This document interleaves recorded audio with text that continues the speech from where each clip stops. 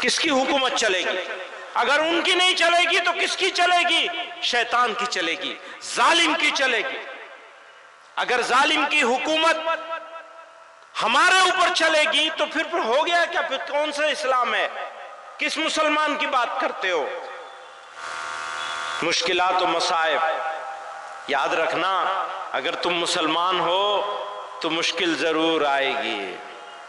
وَلَنَبْلُوَنَّكُمْ بِشَيْءٍ مِّنَ الْخَوْفِ وَالْجُوعِ وَنَقْصٍ مِّنَ الْأَمْوَالِ وَالْأَنفُسِ وَالثَّمَرَاتِ وَبَشِّرِ الصَّابِرِينَ۔ فرماتے ہیں اور ہم تمہاری آزمائش کرتے رہیں گے، کچھ خوف سے، کچھ بھوک سے، اور جان و مال اور پھلوں کے نقصان سے، یعنی تمہیں اجاڑا جائے گا۔ تیار ہو اس کے لیے؟ تیار ہونا پڑے گا۔ اگر مسلمان ہو تو تیار ہونا پڑے گا۔ کہتے ہیں حسب الناس ان یترکوا ان یقولوا آمنا وہم لا یفتنون۔ آزمائے نہیں جاؤ گے؟ پہلی آزمائش یہ ہے کہ ہم اپنی من مرضی کرنا چھوڑ دیں، یہ ہے پہلی آزمائش۔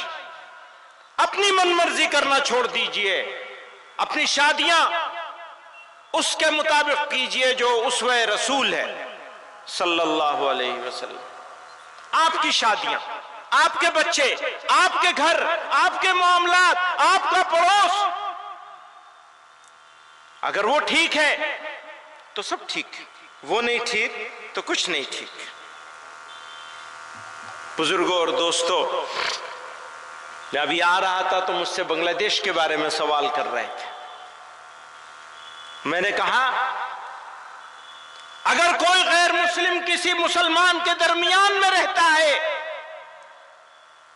اور وہ اپنے آپ کو غیر مسلموں سے زیادہ، غیر مسلموں کے علاقے میں رہنے والے غیر مسلموں سے زیادہ محفوظ نہیں سمجھتا، باعزت نہیں سمجھتا، تو یہ مسلمان کے لیے افسوس، دکھ اور صدمے کا مقام ہے۔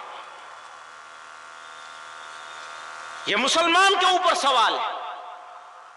اور اقلیتیں، اس پورے خطے میں رہنے والی کسی ملک کی اقلیتیں ہوں، اگر اقلیتیں چاہے یہاں ہو اور چاہے وہاں ہو اپنے آپ کو غیر محفوظ سمجھتے ہیں، اگر ان کو ایسا لگتا ہے کہ ان کو عزت اور سمان نہیں مل رہا ہے، تو یاد رکھنا وہ ملک مہذب کہلائے جانے کے قابل نہیں ہے، چاہے ہمارا ملک ہو اور چاہے پڑوس کا ملک ہو، چاہے بنگلہ دیش ہو، چاہے پاکستان ہو، چاہے افغانستان ہو، کوئی ملک ہو۔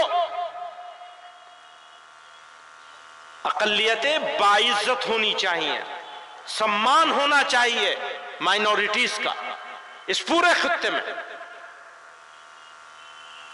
آج ہم نے یہ خواب سجایا ہے کہ یہ خطہ بر صغیر اگلے 100 سالوں میں دنیا کو لیڈ کرے گا۔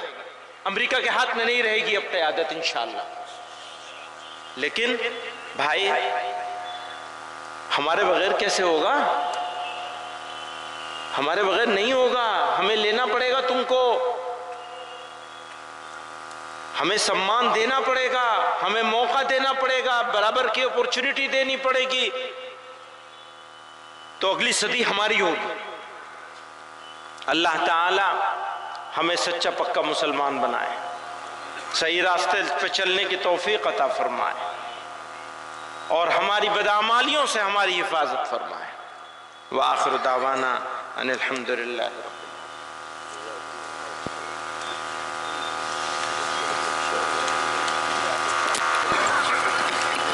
آج کے اس عظیم الشان اور تاریخ ساز اجلاس